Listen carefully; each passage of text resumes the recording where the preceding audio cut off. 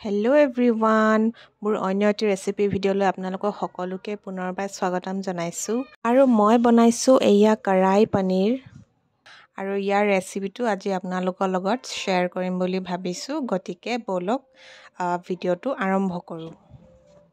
প্ৰথমতে মই এয়া পনীৰ ডোখৰ টুকুৰা টুকুৰকৈ কাটি লৈছোঁ।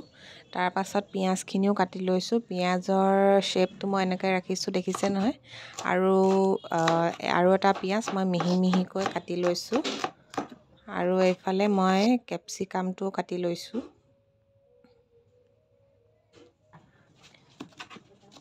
আৰু এতিয়া প্ৰথমতে মই মছলাটো বনাম, যোনটো কঢ়াই মছলা হয়। তাৰ কাৰণে প্ৰথমতে কেৰাহীত দিছোঁ এয়া গোটা জিৰা, শুকান কেৰাহীখনতে দিছোঁ। আধা চামুচ দিছোঁ চফ গুটি, আধা চামুচ গোটা ধনিয়া, এখিলা তেজপাত, এটুকুৰা ডালচেনি, দুটা ইলাইচি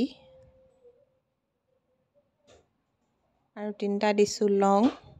এতিয়া এইখিনি কৰকৰীয়া হোৱালৈকে অকণমান ভাজি ল'ম ল' ফ্লেমত।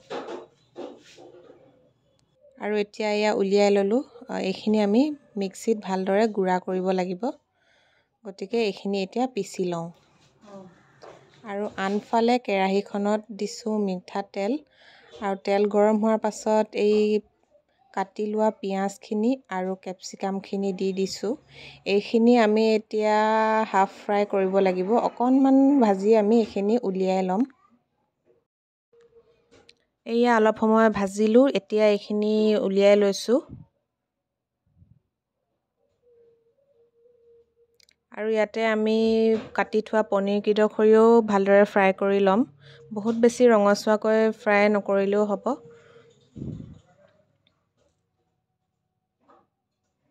তাতে অকণমান হালধি দি দিছোঁ।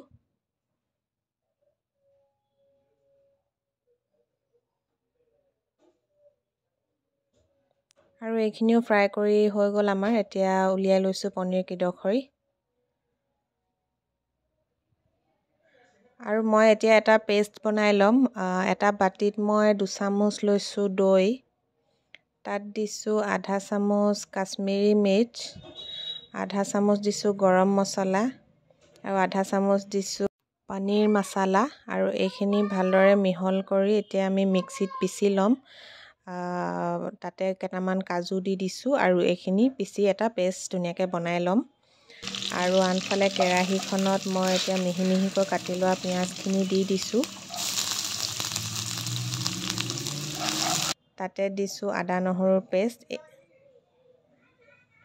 আৰু 2টা জলকীয়া দি দিছোঁ। আৰু এইখিনি আমি অকণমান ৰঙচুৱা হোৱালৈকে ভাজি ল'ম।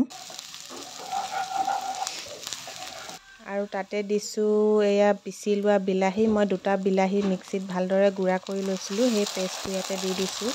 এতিয়া অকণমান সময় এইখিনি ভালদৰে ভাজি ল'ম। তাতে দিছোঁ সোৱাদ অনুসৰি নিমখ, হালধি, আৰু আধা চামুচ দিছোঁ চেনি। আৰু এইখিনি 2 মিনিটমান সময় আমি ভাজি ল'ম। আৰু এতিয়া দৈ আৰু কাজুৰ যোনটো পেষ্ট বনাইছিলোঁ, সেই পেষ্টটো আমি তাতে দি দিছোঁ।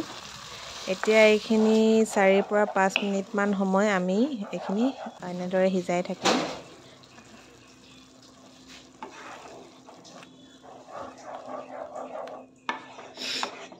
আৰু এইখিনি এনেকৈ 4 মিনিটমান সময় ভাজি থাকিব লাগিব। আৰু তাতে এতিয়া এই মছলাখিনি দিছোঁ, যোনখিনি প্ৰথমতে মই বনাই লৈছিলোঁ গোটা মছলাখিনি। আৰু এইখিনি এতিয়া এনেকৈ ভালদৰে সিজাই থাকিম।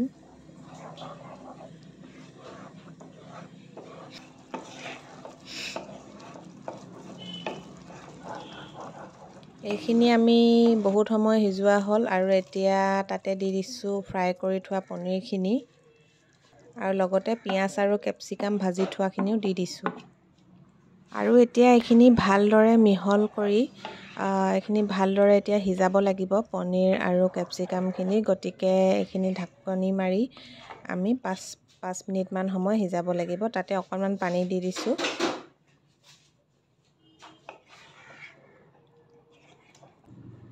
আৰু এতিয়া ঢাকনি মাৰি এইখিনি 4 মিনিটমান সময় আমি সিজিবলৈ দিম ল' ফ্লেমত। এয়া দেখিছে ধুনীয়াকৈ আমাৰ হৈছেগৈ আৰু কড়াই পনীৰ।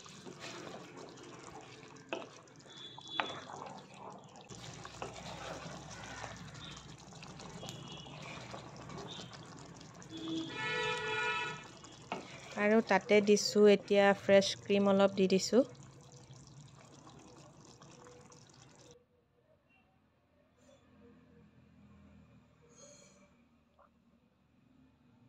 আৰু শেষত এতিয়া দি দিছোঁ ধনিয়া। আৰু আমাৰ এই তৰকাৰীখন ৰেডি হৈ গ'ল।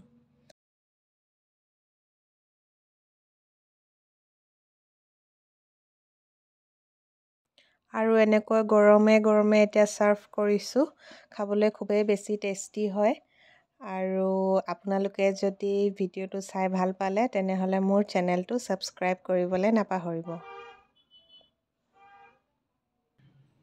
আজিলৈ আহোঁ তেনেহ'লে, বাই।